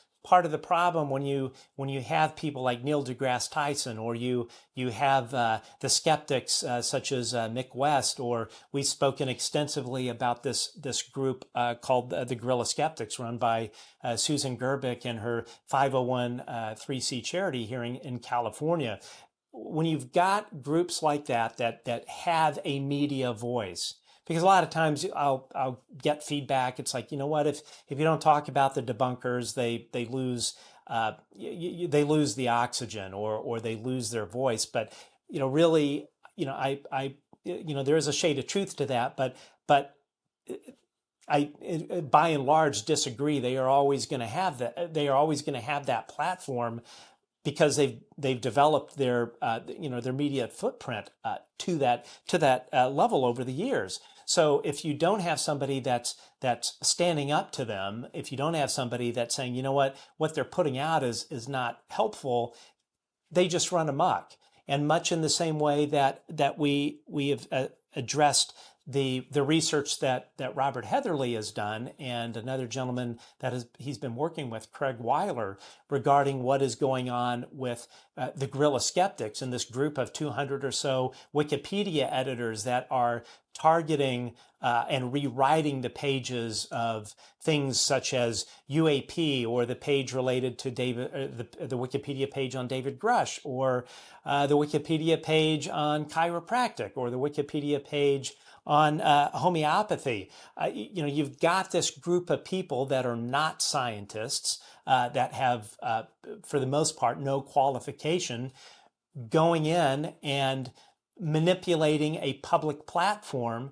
So when somebody that has no idea about what is homeopathy, or maybe their uncle said, you know what, I've really had good luck going to see a chiropractor, and then these people, they go to Wikipedia and they look up this stuff, and then they see this biased piece of bunk that essentially colors the whole topic. And then you walk, a person that doesn't track this topic walks away going, you know what, this Dave Grush guy sounds like a kook. Or homeopathy, it says in Wikipedia that it's quackery, when in actuality you have this group of essentially propagandists that they understand where people ingest their media. They understand where people get their information.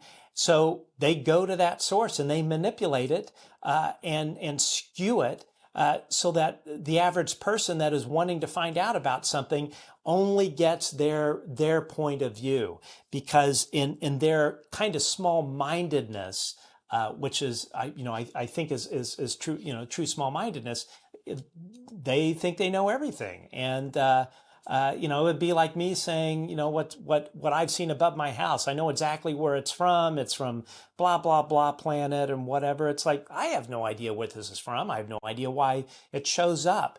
But to not leave yourself open to possibilities, and to be affected by people that are trying to push an agenda, which these folks, the debunkers, that's exactly what they're trying to do. It does everyone a disservice. I'll say that virtually everyone that I've met in the UAP topic, they will all, the good ones, they will say they don't have the answers. They will say that I'm as puzzled as you are about this.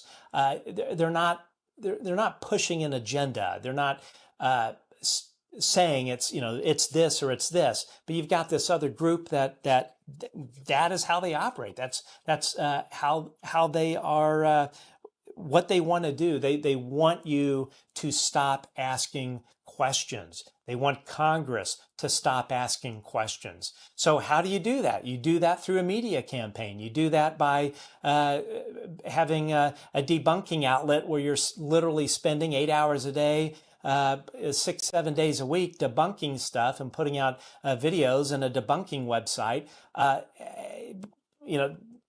the end of the day, they want you to stop looking. And the thing that I find so funny about it is the debunkers, they rely on our content. And it's not even about relying on us talking about them. Their existence relies on people tweeting about it. They rely on people on shows like this and others that are talking about it. We are the gas that allows them to operate. Funny enough, so it's without all of us being out there, they may not. Who knows? And I mentioned we have coming up this Wednesday, Attorney Mark Zaid, who is the Washington, D.C.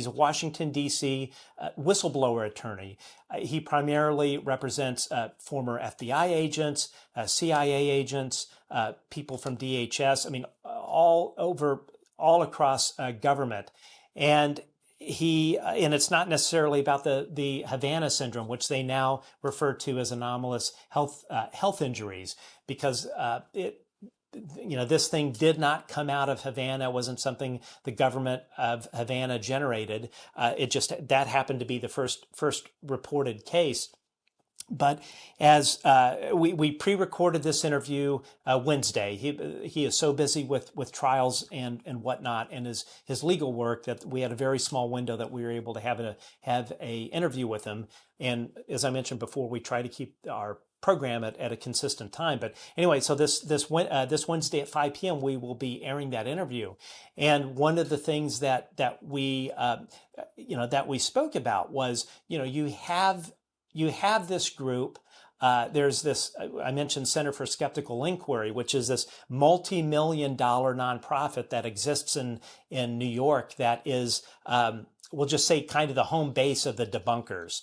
They have this magazine called Skeptics something or another. It's basically garbage. But they fund these people to publish debunking articles. I'm blanking on the guy's name, but you have this guy in, I think he's in New Zealand, who has written all of these articles debunking the existence of AHI, anomalous health injuries, or otherwise known as Havana syndrome. So you've got this guy writing this. If you read it at the surface level, you're like, wow, this guy knows what he's talking about. But when you dig into it, it's utter garbage. And the problem is like in Wikipedia, because you have the guerrilla skeptics, this group of propagandist Wikipedia editors. You've got this group controlling all of these pages. And oh, by the way, guess what their one page is that they are focusing their attention on? The Havana syndrome page on Wikipedia. As a matter of fact, Rob Heatherly pointed this out to me recently. The guerrilla skeptics and other skeptics that are out of the CSI, Center for not CSI, CFI, Center for Inquiry, they have locked the Wikipedia page for Havana syndrome down so that nobody else can go and add new information to it.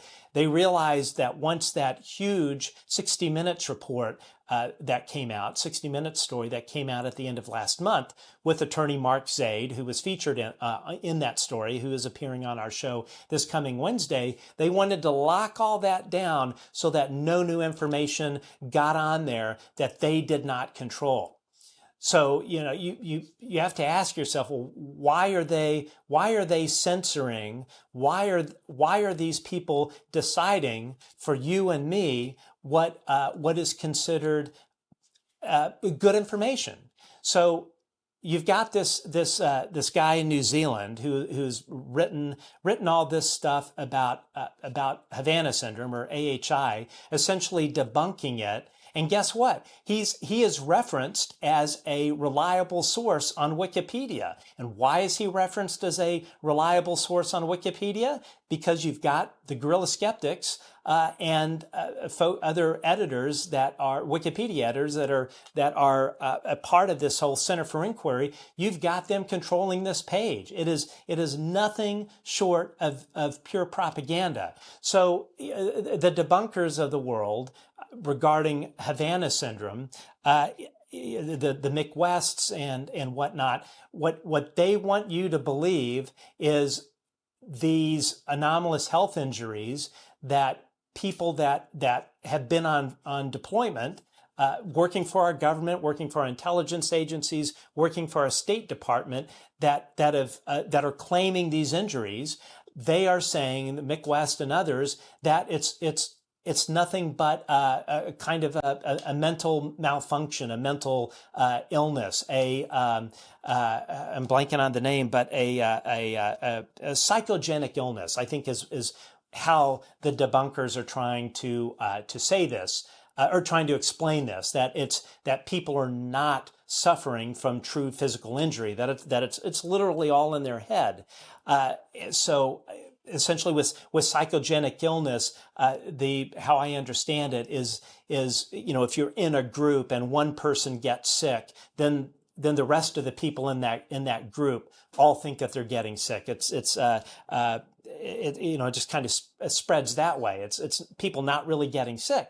But what these debunkers are not telling you about this is it's not just the government employees that have been injured by this. It's their children. It's their pets. It's their spouses. It's people that are on deployment with their spouse, with their mom or their dad stationed in Switzerland or Germany. So if you're working for the State Department and one of your foreign assignments is going to Switzerland for 2 years, if it were me, I'd be like, hell yeah, I'm taking my family with us. And then what happens is the diplomat or whoever or intelligence official that is deployed overseas, they are being targeted by a foreign actor with this what appears to be a microwave device, but then the person that is there, they become ill. They suffer damage to mental damage, physical damage to their brain, to their auditory system. But then it's the other people in the household that are sort of collateral damage. So when they say it's a psychogenic illness, and these debunkers tell you that, or you have Mick West saying, "Oh, it's just them getting old. The older I've gotten, I have ringing in my ears, or they're just hearing crickets or whatever." It completely ignores this body of evidence that other people that are not part of the group that could theoretically suffer from a psychogenic illness, they're not talking about the other people that are physically injured that it completely throws into the trash their reasoning. And man, it just makes my blood boil. And and as I spoke about this with Mark Zaid, the attorney, and he was not aware of what was going on with Wikipedia. He was very curious about it, and I gave him some information off air. But the point that he brought up, which I think was very true, is the debunkers and people manipulating Wikipedia, that affects the public's perception on very important issues. So when you've got that group spewing all this propaganda and manipulating what is supposed to be an unbiased information platform, it affects what people think about certain things. So as I mentioned earlier, if you saw that 60 Minutes report and then you go to the Wikipedia page and you look up Havana syndrome, you're going to look at that thing going, maybe this Havana syndrome thing isn't what they're saying it is. And oh, by the way, here's a link to an article by some guy in New Zealand who seems to know what he's talking about with Havana syndrome. You read his thing or you watch his interviews on YouTube, and and unless you kind of know any better, or if you've looked further into it, you have no idea that this guy is uttering just pure garbage, and it's a slap in the face to people that have suffered these injuries. It is an enabler of the United States government to continue to cover things up. We spoke extensively in my interview with Mark Zaid about why the CIA would want to cover up Havana syndrome or anomalous health experiences. Why the CIA and the Pentagon would want to downplay the reality of this stuff, and a lot of his reasons that he explained, which you'll hear in this interview coming up this Wednesday at 5 p.m. Pacific. You listen to it and you're like, wow, I could totally see these being the exact same reasons why the CIA has been lying all along about the UFO stuff, UAP stuff, and why they cover it up, and why they don't want to deal with it, and why they have the Pentagon lie to the American public and Congress about it. It completely tracks. So when you have these groups, these debunkers, the Mick Wests of the world, whose point is to get you to stop asking questions, to get you to stop looking into things, to encourage members of Congress to stop asking questions, to pressure members of Congress to stop digging for answers. That's essentially when they are out there debunking, that is what they are doing. Somebody pointed out, like with Mick, You've almost never ever, I've never certainly seen it, him say on a tweet or whatever, you know what, this thing may be something off world, or this thing in this thing that we're analyzing may be something truly anomalous. Instead, it's always, this is the answer. This is it. That's the end of discussion. We don't need to dig into anything anymore. And the other thing that we touch, you'll find that we touch on in that interview with Mark Zaid, and I'll wrap it up here because I know I'm kind of on a bit of a rant. One of the basic, kind of one of the basic sort of emotions, negative emotions that I think that we are all taught as toddlers is the concept of shame. when you do something wrong, when you don't clean your room up, or you spill milk, or whatever, whatever. I'm not coming up with very good examples, but if you do something that your parents are consider bad behavior, or consider behavior that may be harmful to you, and you're just you're too young to know any better, what do your parents say? Shame on you. You shouldn't do that. And you feel bad for doing that. It's like, wow, I really, my parents really made me feel awful about myself. And maybe at that age, that kind of specific reasoning, you haven't developed that yet, but at a visceral level, you understand that shame is something to be avoided. And I've often said that that I think that a lot of these folks, the debunkers and whatnot, they want you to be embarrassed for asking these questions. They want you asking questions about these things. They want you to feel embarrassed. They want you to feel ashamed. They want you to feel silly.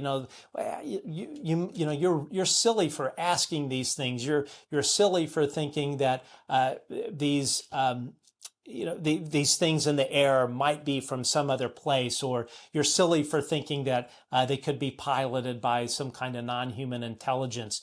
And when you're made to feel silly, when you're made to feel ashamed, what do? What did you learn as a kid?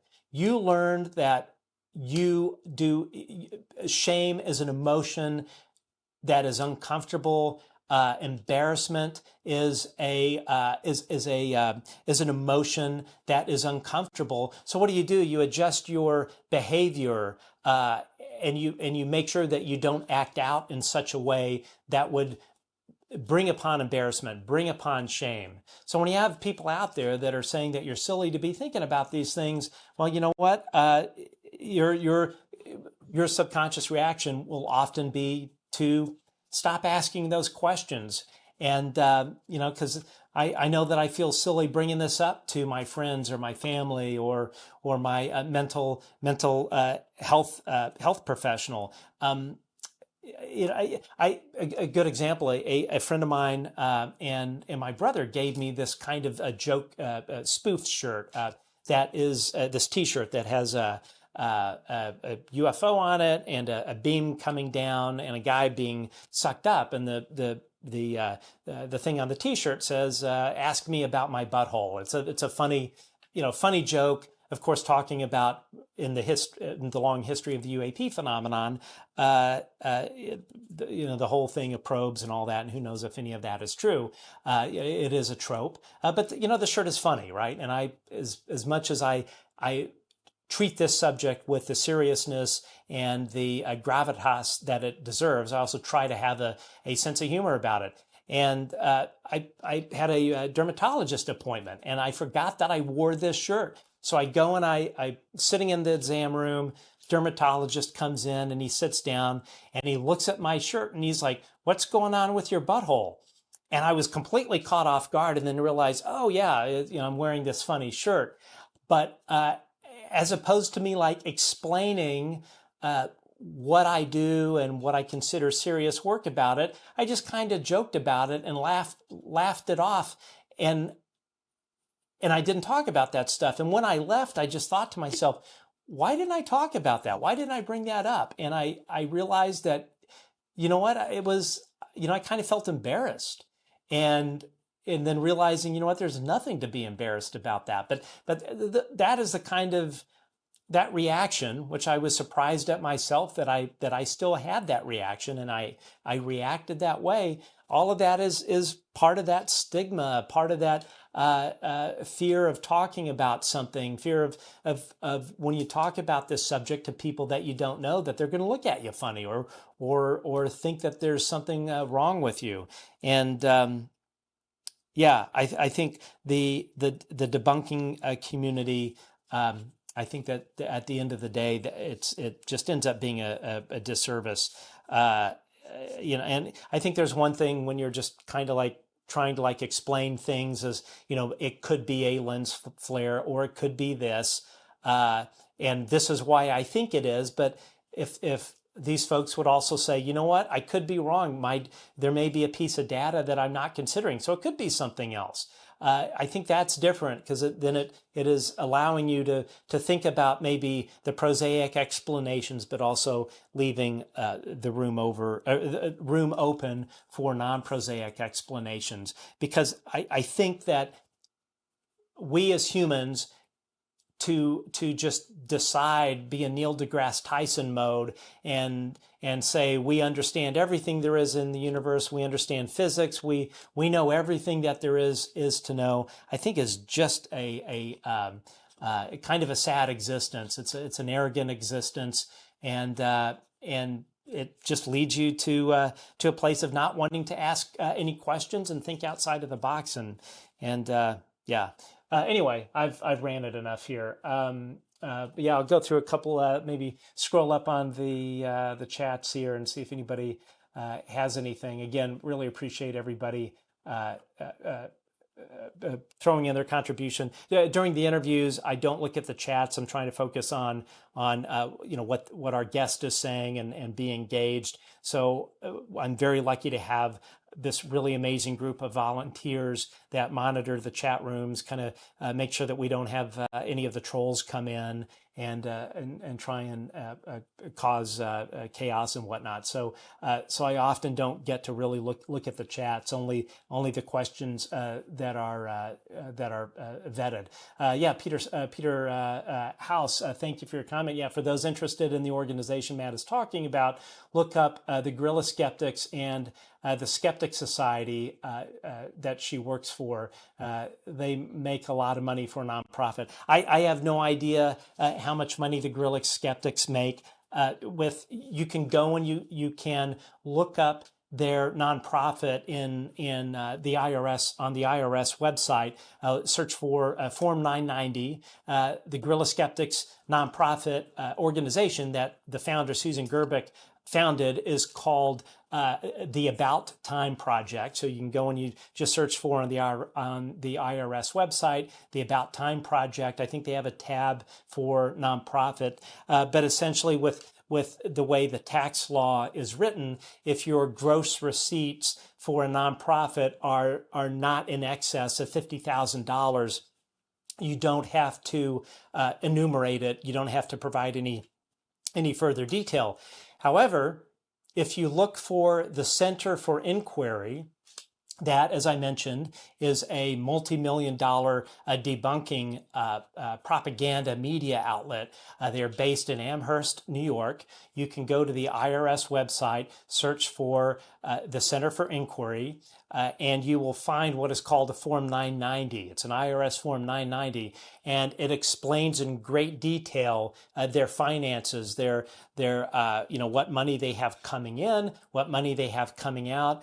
I think, and I don't have it in front of me, but I think like last year, their IRS form, they had something like $4.9 or $5.7 million of money coming into this debunker outfit. And then they had almost the exact same amount of money leaving that outfit. And then when you look at that Form 990, they have, they explain this program that, I'm blanking on the name of it, but it's, I think they call it some kind of relocation program or something like that. But they take a chunk of their money and they use this money to pay journalists to write debunking articles, pay bloggers to write debunking articles, and a blogger is essentially somebody that sits on Twitter all day and tweets debunking stuff. They allocate money to pay for people to do that. They, so you look at it and, when I first saw it, I'm like, well, maybe this is how the debunkers are being compensated.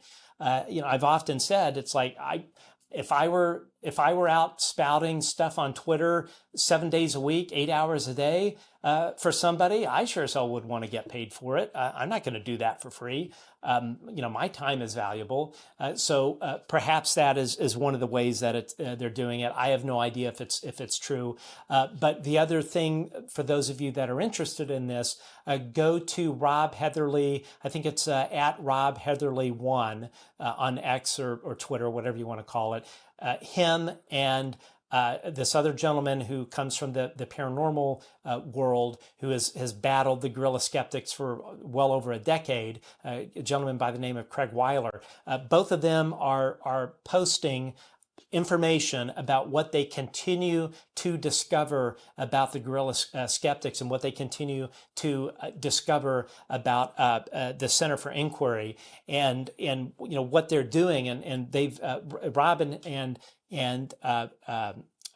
Craig had been on our show once. Rob was on our show for the very first time, bringing to the public's attention what has been going on with the guerrilla skeptics. But if you go to their website, they have the latest information, and check that information out. Members of Congress are aware of this. I can tell you that for a fact. And many members of Congress are wildly upset about what the guerrilla skeptics are doing with Wikipedia.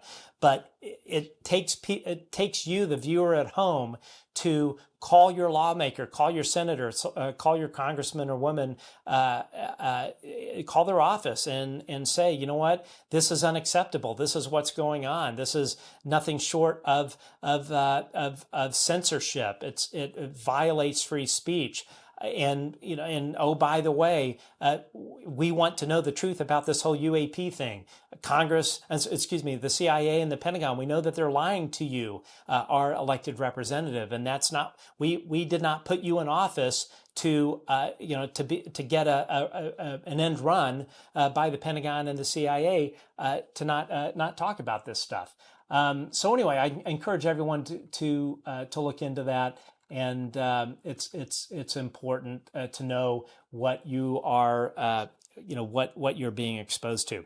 Anyway, enough of my rant. I know I kind of went on a tangent here, but I really appreciate everybody watching our show. Again, this coming Wednesday, 5 p.m. Pacific, we have attorney Mark, our interview with attorney Mark Zaid to discuss his work on the Havana syndrome case, otherwise known as an anomalous health experience, anomalous health injuries. He's going to discuss a lot of new information that you did not hear in 60 minutes. And, it's important because at the end of the day, when you've got a government that throws the people that worked for them under the bus, much in the same way that you had the government, the Pentagon, deny that people were injured by burn pits in Iraq, the same way that you had the Pentagon lie to you about weapons of mass destruction, the same Pentagon and CIA that has lied about all sorts of things because they didn't want to deal with the fallout. They're doing the exact same thing with the UAP UFO topic, and they're doing the exact same thing with Havana syndrome. And the problem is people in the thousands, as Mark Zeta said, people in the thousands have been injured by this, and the Pentagon and the CIA, they are turning their back on these people that need some kind of health care related to this for the rest of their lives. CIA and the Pentagon, they're like, oh, nothing to see here. You go deal with that on your own. It's all in your head. You guys are nuts. And yeah, that's not the democracy I want to live in, and that's certainly not the government that I want here in the United States of America. Anyway, that's it. We'll see you guys this coming Wednesday, 5 p.m. Pacific, with whistleblower attorney Mark Zaid, Washington D.C. attorney, representing quite a number of former government officials and employees that were injured by Havana syndrome, otherwise known as anomalous health injuries. Everyone have a great Sunday, and we will see you Wednesday.